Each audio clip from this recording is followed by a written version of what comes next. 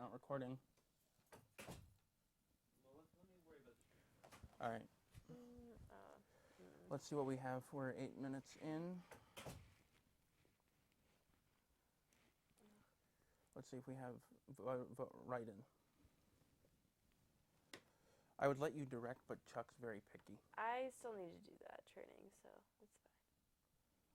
I just wasn't able to do, like, because he had a couple and I was so busy. Yeah. But I do need to do that.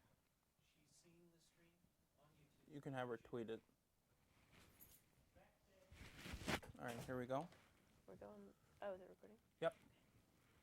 Starting at camera 2, and 5, 4, 3, 2. From Studio A at the USC Ann Arbor School for Communication and Journalism, I'm Max Schwartz. And I'm Allie Main. And this is Vote 2016 coverage of Arizona, Idaho, and Utah. Hello and welcome to this edition of Live Election Night coverage, and we are with you in the smaller setting today. Yes, we are. Studio A. So we are not seeing as many primaries and caucuses as we had in the past couple of weeks, but nevertheless, still important races tonight. Oh, absolutely. Considering you've got Donald Trump in Utah, who is projected to lose because he's not well liked by the Mormons. You have Arizona, which he's expected to win by a large margin, even though Trump is as anti-immigrant as a Republican can be, other than Donald Trump. And you also have, and those are the two contests on the Republican side. Tonight on the Democratic side, we have Arizona, we've got Utah, and we have Idaho. And Bernie Sanders is expected to do well in Utah and possibly Idaho, not as much in Arizona. And we will be waiting for all of the updated results. And we have a caucus in Idaho and a caucus in Utah. And to run through the delegate counts for everybody, we have Arizona, 75 Democratic delegates, 23 Idaho Democratic delegates, and 33 Utah. And on the Republican side? And so for the Republican side, there are 58 Republican delegates in Arizona. Wait, are there None in Idaho tonight. 40 in Utah. Yes. And that is what we're looking at tonight. And this morning we had. And are these winner take all? They for are Republican. Not all of them. They're Okay. winner take all on condition. So it becomes winner take. I believe it's Utah that becomes a winner take all state when. Or, excuse me, one of the other states, I think it's Arizona, that becomes a winner-take-all state if you exceed 50%. But, you know, nevertheless, whether it's winner-take-all or not, still important for the delegates for the Republican side because we're looking now to see if Trump gets that delegate count to get the nomination or whether it's going to be that brokered convention, which is making a lot of excitement in the Republican Party. And at this point, Ted Cruz would need to win a majority of the remaining delegates in order to get up to the 1237, which is half of the Republican total count. And at the Republican side, you do have these winner-take-all races, which allow it to be so that way someone can take a lead or come back, whereas on the Democratic side, you have proportional representation across all states, meaning that Bernie would need to win by about 52 in each of, or have 52%, 52 to 58% in the remaining states in order to mount a comeback. And tonight, even if he does well in Idaho and Utah, there are more delegates in Arizona, so if he loses that badly, he will be in trouble tonight. Yeah, so as we get closer, these races still remain important this year, especially. Absolutely, and we did see this morning that the numbers from the Democratic abroad expatriate primary came in, and Bernie Sanders won overwhelmingly, especially as one might expect, the Nordic countries. Is that surprising to you that Bernie did so well internationally? Do you think he's getting a lot of attention overseas especially? I was surprised it was a landslide. Yeah. I know that I was expecting him to win in the Nordic countries, which is where his policies are emulated. Exactly. And so that makes sense. His brother lives in London, and there is a big Bernie Sanders support group in London. And it certainly is very interesting. One thing we talked about today in class was that Richard Reeves, who is our professor, who is the former chief political correspondent of the New York Times, he said that there are two types of people that he knows of who live abroad. One are the conservatives who are sent there by working for big corporations, and the others are the more liberal people who left the United States for more social welfare policies, or they're in support of more social welfare policies. Yeah. So, and I had the original impression that generally people who would leave, in some cases at least, especially in Europe, would be on the more liberal side. So I'm not entirely surprised. No. Yeah, I'm not surprised either, especially because Bernie calls himself a democratic socialist. He willingly labels himself a socialist, so it's not surprising that a lot of these countries where social policy is so dominant that they support him in his policies.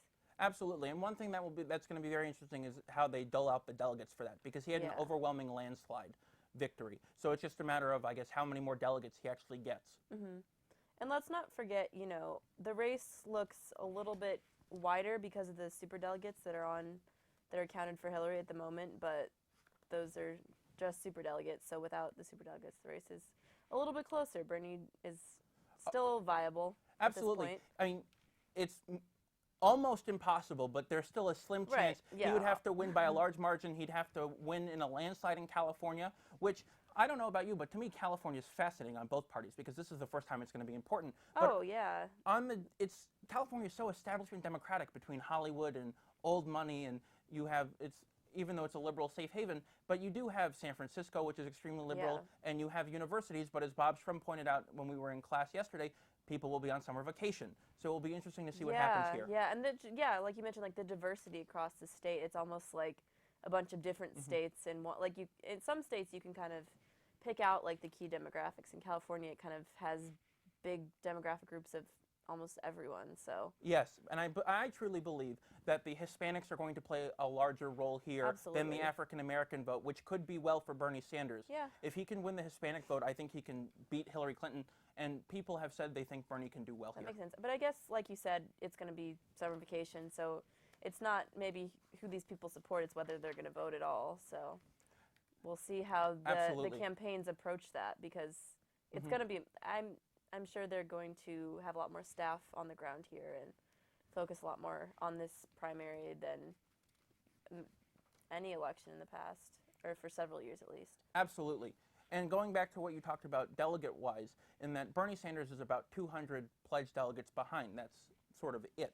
But the superdelegate lead is the important thing. And one thing we talked about on the current before we went to spring break is that the superdelegates have never played a role in determining who gets the Democratic nomination. And Bernie's plan is if he can win one more pledged delegate than Clinton, he's going to try to convince everyone to vote for him because it would be undemocratic. Wouldn't that be interesting if that happens at the Democratic convention and the Republican convention is this brokered convention they're talking about? Those conventions are going to be very interesting this year. Absolutely. And pardon me here while I'm just trying to get to the specific numbers for how many it is to win it. To win the nomination. Yes, for both sides. Yes. And it is 1237 for the Republicans, and it is 2,000. I want to say it's 23. Oh, it's 2472 for the Democrats, and 1237 needed to win for the Republicans. And just as a reminder, there are no superdelegates on the Republican side. Sorry, I think it's actually. Oh, 2382. Excuse me. Yeah. 2382 needed to win, which is more like I thought, and 1237 for the Republicans. So it will be very interesting, and we do have an update. We are getting our information tonight from Politico, which is pulling directly from the Associated Press, and we do see that Hillary Clinton has already taken a 4-delegate lead in Arizona. No, but that's not surprising. probably But, from superdelegates, and she's got 2 delegates in Utah to Bernie's 0 at the present time. So But we are still waiting. Because, I mean, these states are a lot closer to us in time zones and our coverage in the past, so we'll. It's very nice, actually. Yeah, it's so different, but we'll be following along in a little more real time this time. Absolutely, and it certainly never ceases to be very interesting. And what we're going to do now is we have, as of 6:40 tonight, we have Twitter statistics. On the Democratic side, Hillary Clinton has more than 65,000 mentions with her handle. And generally, the phenomenon we've seen, thanks to our PR desk, is that when Clinton and Trump dominate the Twitterverse, they generally win the night. Yeah, that makes sense. And Trump has a considerable. He always is at the top, and he usually is number one as well. But he has a considerable lead today because of some of the things he said about the attack in Brussels this morning. Absolutely, and he has over 320,000 mentions, and the second place is Ted Cruz with only 85,000. So that is a big difference, and Trump has always dominated, but as you said, he's never dominated this much. Yeah, and I don't know. I think for Trump, I think the longer we go into this process, no matter if he wins or loses, he's going to get talked about a lot, especially going into this convention. So I don't know if that's very indicative of what his results are going to be tonight. But we'll see. And all of the pundits say it's going to be a contested convention, and John Kasich has admitted on Showtime's The Circus that it's a contested convention or Trump. Cruz seems to think that he can mount a fight. Kasich thinks he can mount a convention fight, which we'll get to in a moment. But I'm not so sure. I seriously think Donald Trump could win this outright. I think so too. I think Utah is going to be. I personally think that Cruz has a very good shot in Utah tonight, just because of what but it Mitt makes Romney no difference said. if Donald Trump wins outright No, I in agree. Arizona. I think in that state, but other states, I don't know, not so much.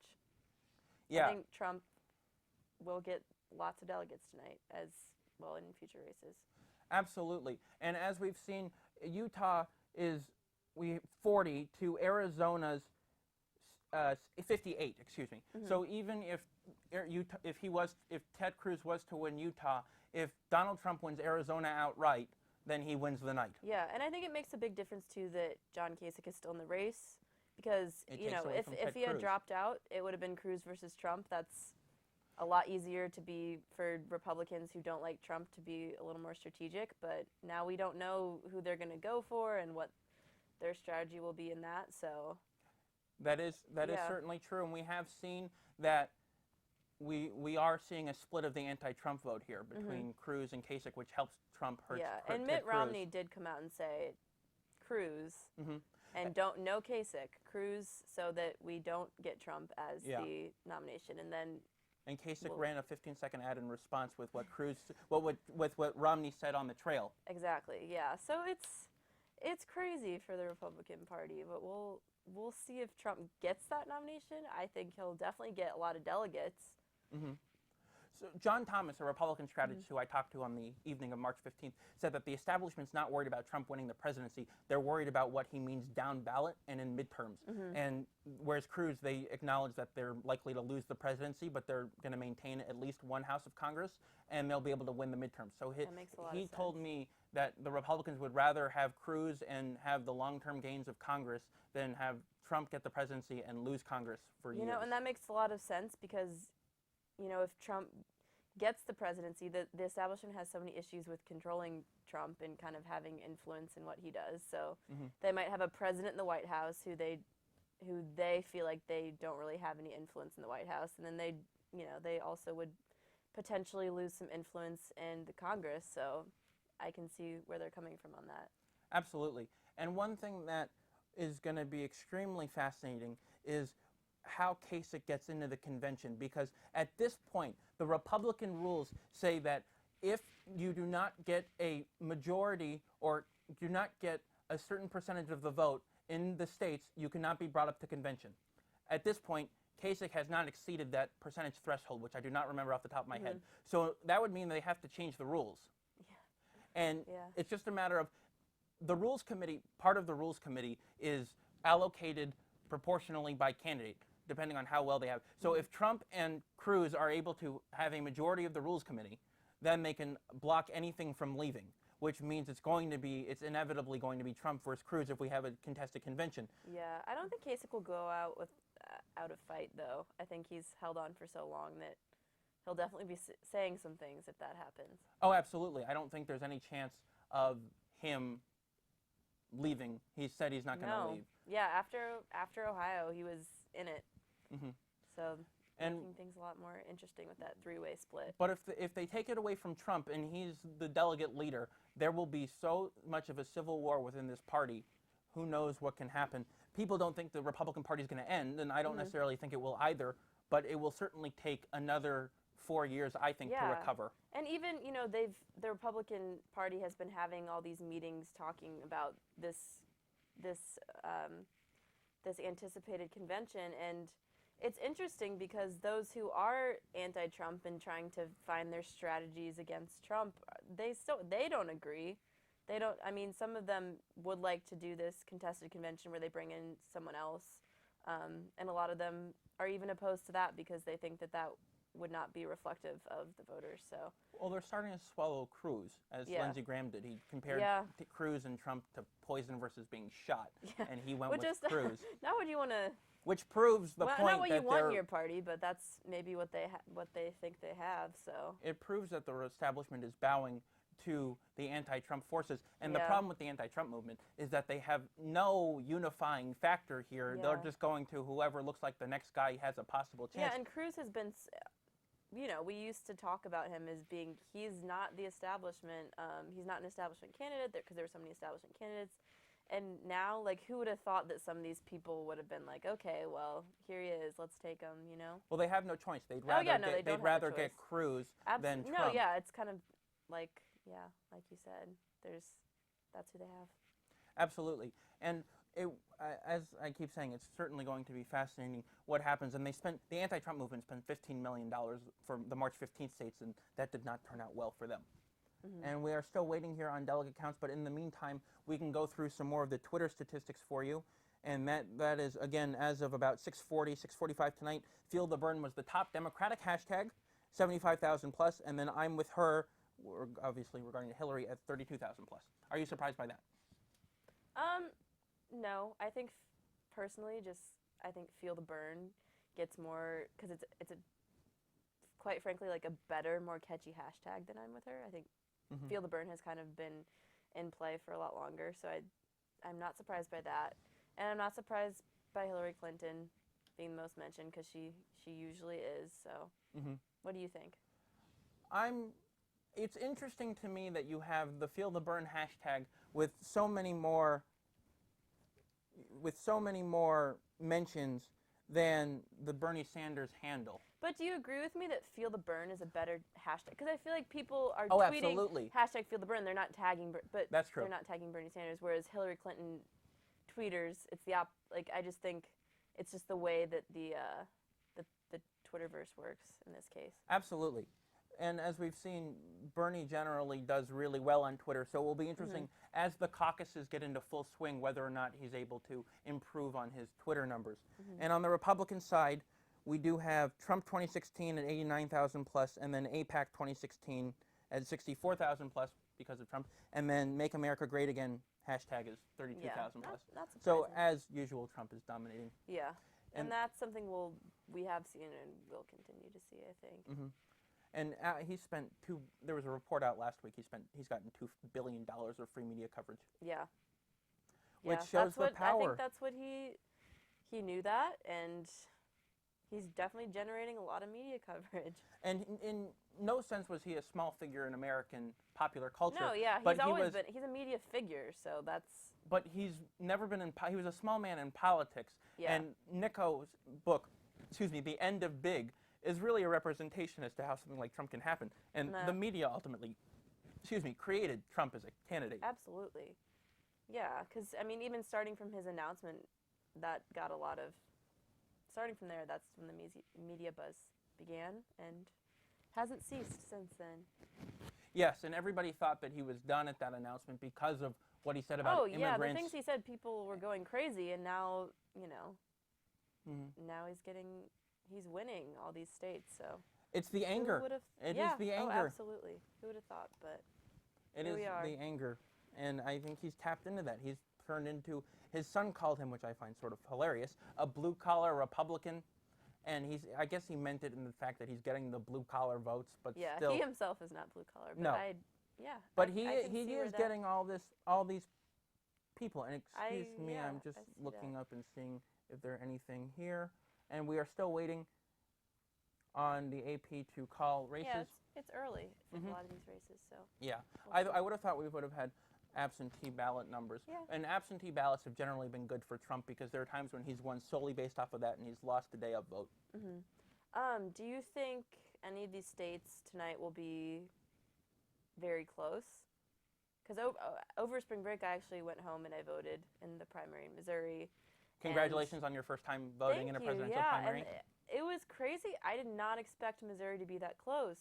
I don't think they've called Republicans yet, have They they? haven't called Republicans yet. They called Hillary. I think it was the day after, but 2 days. 2 days after. Sorry, but after a considerable amount of going through the votes. It's within 2,000, I believe, for both races, within 2,000 Yeah, votes. Clinton more or won less. by about 15 or 1,600, Yeah. and Bernie could have had a recount because it was within Yeah, 0.5 he didn't percentage points. go for it, though. But there was no point because that's not a counting error. Yeah. And, yeah, they haven't called Republicans yet, which is crazy at this point, I think. And you actually had a chance to interact with voters while you were in Missouri. Mm-hmm. What was the sentiment of Missouri, of some of the Missouri voters you talked to? Well, Missouri is an open primary system, so I think people saw that. It was so interesting. People saw that as an opportunity to be strategic with their votes because a lot of people I know in Missouri are, whether or not they're registered Republicans, they would consider themselves Republicans just because, that's the way that they've been voting forever. But a lot of these people did vote Democrat. I have a friend who, definitely said he was going to vote for. A couple of months ago, I talked to him. He's like, "Yeah, I want to vote for Republican in the general election." And then I talked to him after the primary. He's like, "Oh, I voted for Bernie because I don't like Hillary," which was interesting.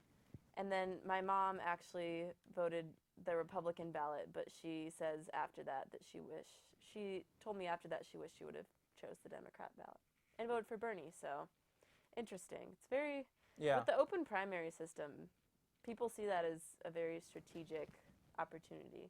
Oh, absolutely. And I think that's when people have a chance to, especially in this election, to be a stop vote rather than a for vote. Yeah, and because I think people knew Trump was going to win anyway. Yeah, and I think that's probably why we see it being so close because I'm saying a lot of the people who voted Democratic or even Republican, I think people, they're probably a more even split between Republicans and Democrats, people who voted for each, than there would be in a general election. So I think that's maybe why we see it so close, because there were so many people voting for either party. Yeah, absolutely. And we saw there were tales of voters on CNN about who switched their registration or or decided to go with the other ballot just so they could stop Trump. It's a last-minute choice, so I think people could even feel pressured to vote for one or the other. And some people would argue that that's why Hillary lost Michigan, because people thought she had it in the bag and they voted to stop Trump. I don't know if I necessarily agree with that because of the way the demographics came in, but it certainly raises an interesting question from here on out and whether people will take Hillary for granted. Mm-hmm. Yeah, and I think in Missouri, a lot of people thought Trump had it in the bag and then voted Democratic, so maybe that's why we see the close numbers. That's certainly That's certainly a possibility. And I would like to take this moment to remind our viewers that the California primary is June 7th. The deadline to register is May 23rd. In California, we have Democrat, Decline to State, and Republican, the party in that order. And so Republicans are the third highest, so not the second highest in the state. If you are Decline to State, you can vote in the Democratic primary, but not the Republican primary. So and that's based on party rules. And you talked about an open primary. What is an open primary? So an open primary is you register to vote. You don't have to pick an affiliation, and then you show up to the polling place, and you then choose at the polling place on the day of the primary. You choose between voting either on the Democratic ticket, where it has all the Democratic candidates listed, and you choose one, or actually all the choices were still on the ballot, or you can choose the Republican ballot. So you choose on the day. That's only if you're non-affiliated? I believe I'm pretty sure it's if you are affiliated as well. So a Democrat can vote on the Republican side? I don't know for sure, but I think at the polling place, it was very much you show up and you choose. So I can't speak for myself because I am not personally affiliated when I registered. So okay, and like I said, we are still waiting here on anything coming in from any of the states. So pardon me for looking down at my computer. The map certainly becomes favorable for Bernie at this point. You got the West, and you have New York. Yeah, we're out of the South, so. And now out of the Rust Belt, which turned out not to be so good after Michigan. Actually, he has Wisconsin, and people think he can win Wisconsin, especially with all the university students. Yeah, it's certainly a possibility. It's a possibility, yeah. And we are going to Washington State over this weekend to cover the Democratic caucuses, and we have some great interviews lined up, which we will be excited to bring you on the web. And I think he could seriously win Washington. I think so, and I think we'll get more of an idea of that when we go Yeah. on Friday and talk to people. So And follow us on that. absolutely, you can follow us on the web on USA Annenberg Media, on Twitter at Annenberg Media. You can follow us on Snapchat at Annenberg Media. We're also on Instagram. You can follow Allie at AllieMain18 on Twitter and me at Max Schwartz TV on Twitter. And we will be posting on all the social media channels regularly, and we're going to try to be using Instagram more. Yes. So it will be extremely interesting because we've seen what happened in Nevada where he got record numbers at rallies Yeah, we and he thought wrong. lost.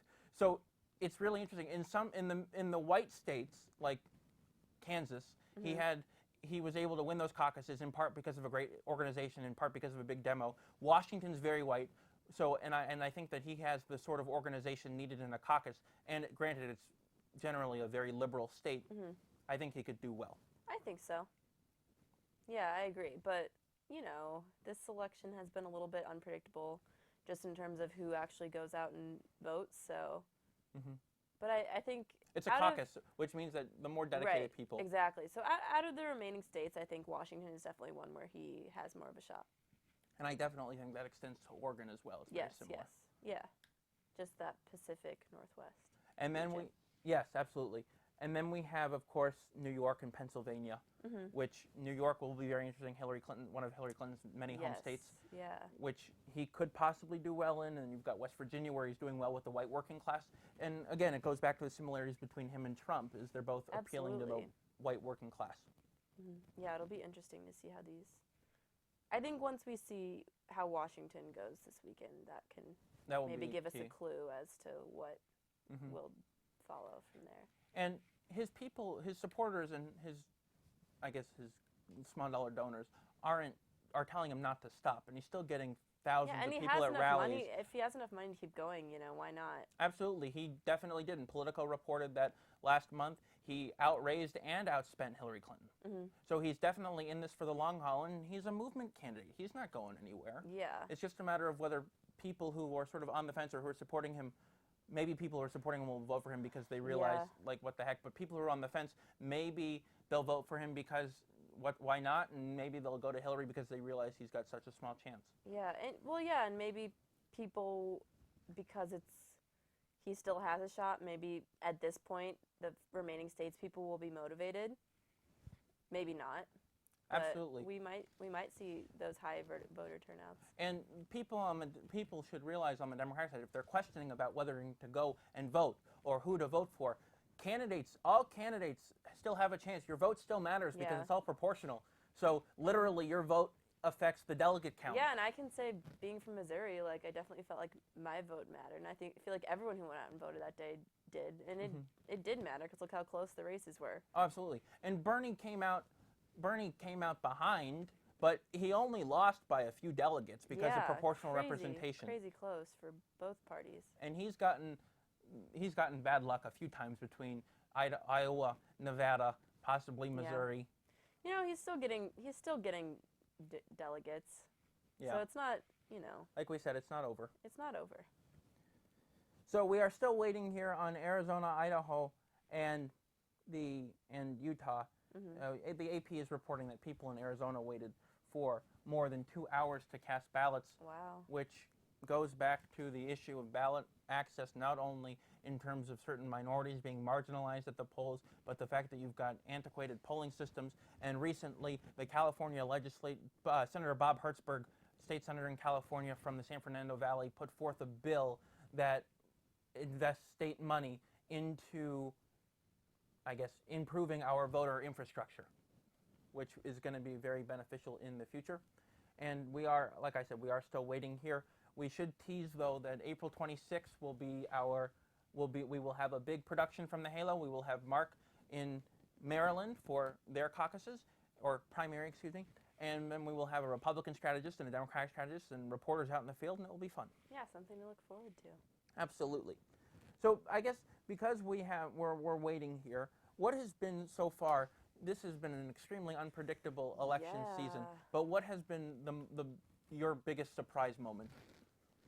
Well, I would say my biggest surprise moment, just because it happened so early, and so early in our coverage of it, was just after we went to Nevada and we went to the Bernie rally, I was genuinely expecting, just from what we saw, and not just at the Bernie rally, because obviously, it's a lot of Bernie supporters, but just from what we saw at the campaign offices, I was thinking Bernie had a much bigger shot there. And after that, I think that kind of opened my eyes to all of the other things going into play in these primaries and caucuses.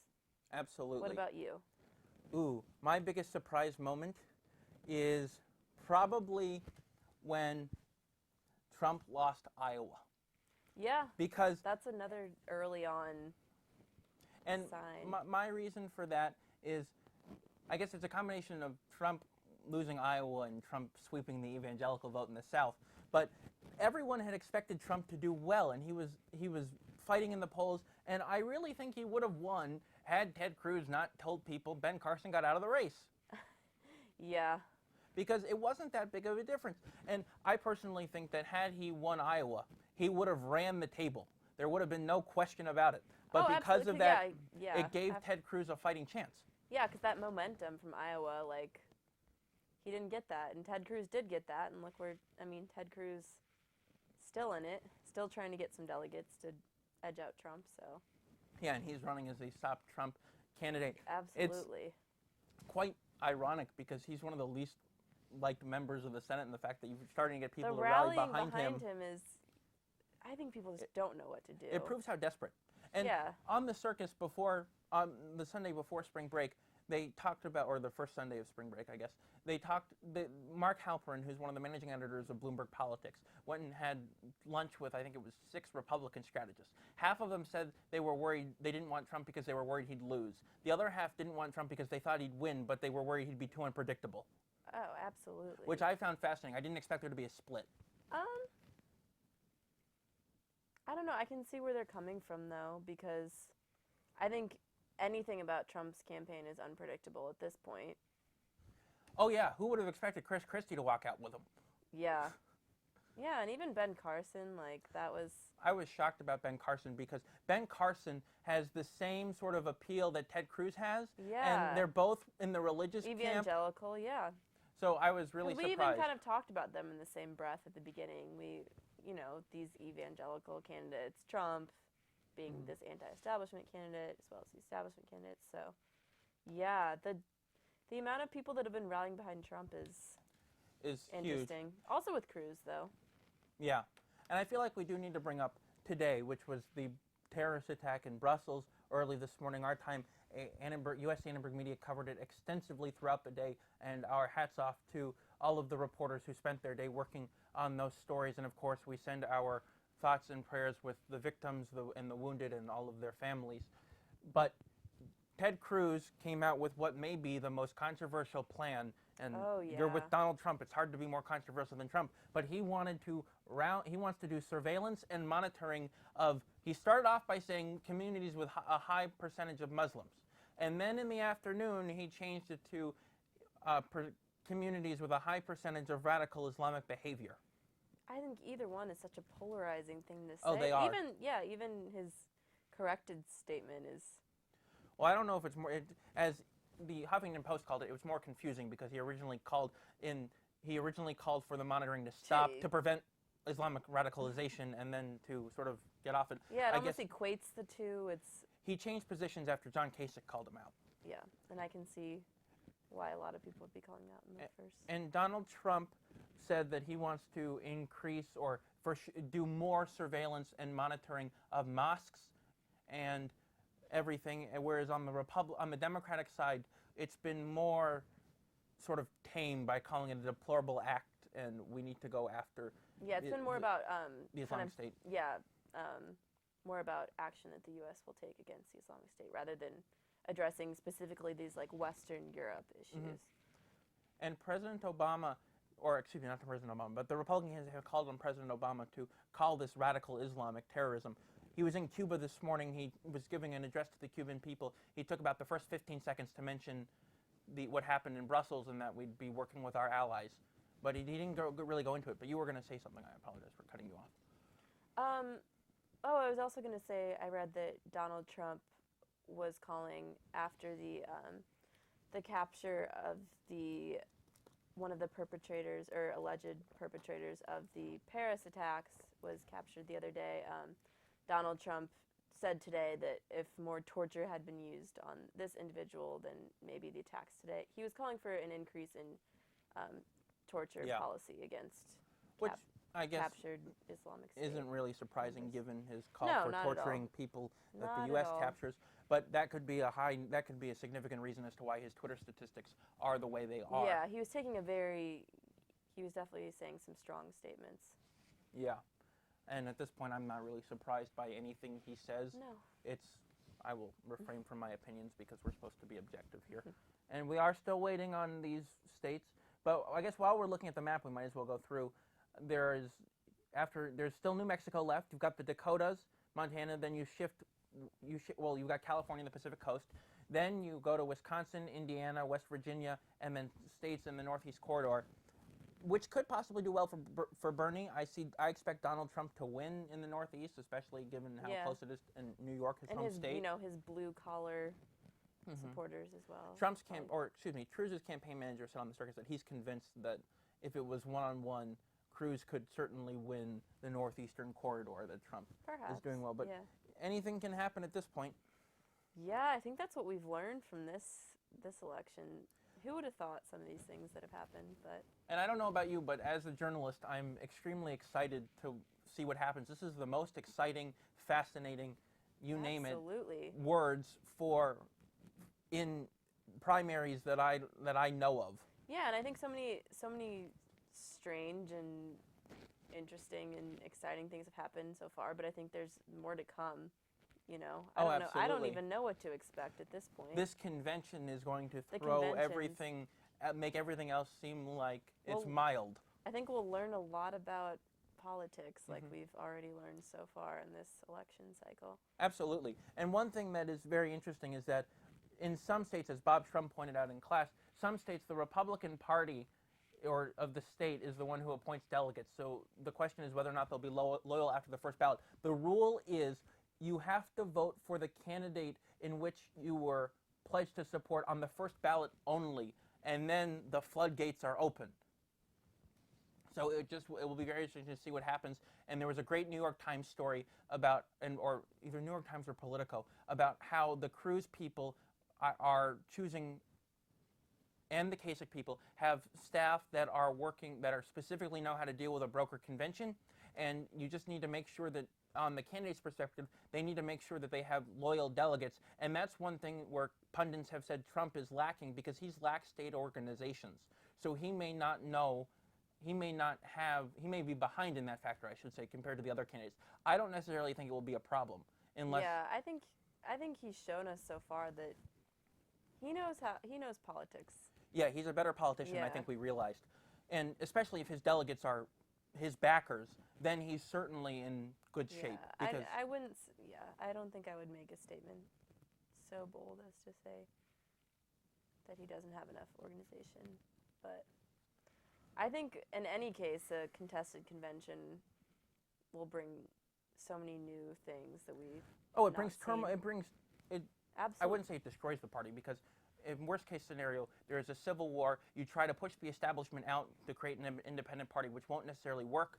Richard Reeves, as I said, doesn't think that it would be very hard to do that. I think that just at this point you just have a fractured Republican Party, and either you have people turning into conservative Democrats, or you have sort of the Tea Party, and you have the establishment factions coexisting, and you have to repair for 12 years down the line, and maybe then you can have a repaired Republican Party. Yeah, I think the party has a lot of thinking to do before the summer. Let's not forget that they did thinking after last election when they had their autopsy, and it's gone. And the main point being they need to get more Hispanic and minority voters, which has gone out the window. Yeah, and just they would have never after the last election. Who would have thought that they'd be dealing with Donald Trump being on their party ticket for this election? I'm sure that threw them for a loop that they could have never thought of after last election. Oh, absolutely. And I don't think no one expected him to be a serious candidate. Not at all. And Reince Priebus has said that he doesn't expect them to take it away from Donald Trump or whoever the person is that has the most votes. Bob Yeah. Shrum actually thinks that there's going to be a plurality, that Trump, it's a greater likelihood that Trump will have a plurality, meaning that he will have the most votes instead of a majority of the 1237. So it will be interesting to see. Is there anything else you'd like to add? Do we have any updates? We are still waiting on updates here. We have nothing yet from the states.